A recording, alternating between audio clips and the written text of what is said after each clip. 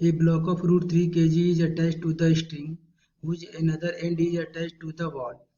An unknown force F is applied so that the string makes an angle of 30 degree with the wall.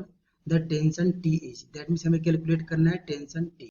We know that ये tension T हो गया, ये force हो गया, and ये हो गया weight W in downward direction, and weight and force के बीच एंगल हो गया 90 डिग्री.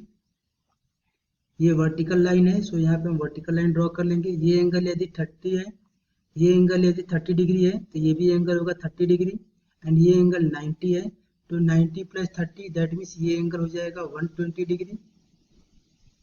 ये एंगल 90 है, ये 30 है, ये 90 हो गया, तो ये एंगल हो गया 60, तो 60 प्लस 90 ये हो जाएगा 150 degree.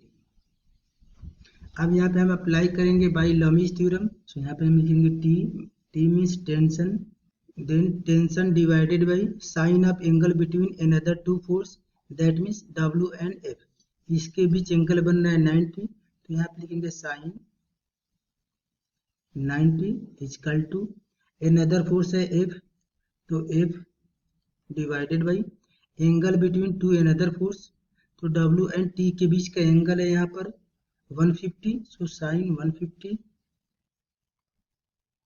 Is equal to third force है W divided by angle between another two force, तो यहाँ पे एंगल है 120, तो यहाँ पे लिखेंगे साइन 120. हमें वैल्यू कैलकुलेट करना है T का. W मतलब वेट का हमें वैल्यू पता है, मास हमें गिवन है, इसमें हम G से मल्टीप्लाई कर देंगे तो वेट का वैल्यू नहीं. तो यहाँ पे हम लिखेंगे T डिवाइडेड बाई साइन 90 का वैल्यू होता है 1 इजकल टू W मतलब वेट का वैल्यू है √3 into acceleration due to gravity 10 divided by angle है साइन 120, एंड साइन 120 का वैल्यू हो जाएगा √3/2.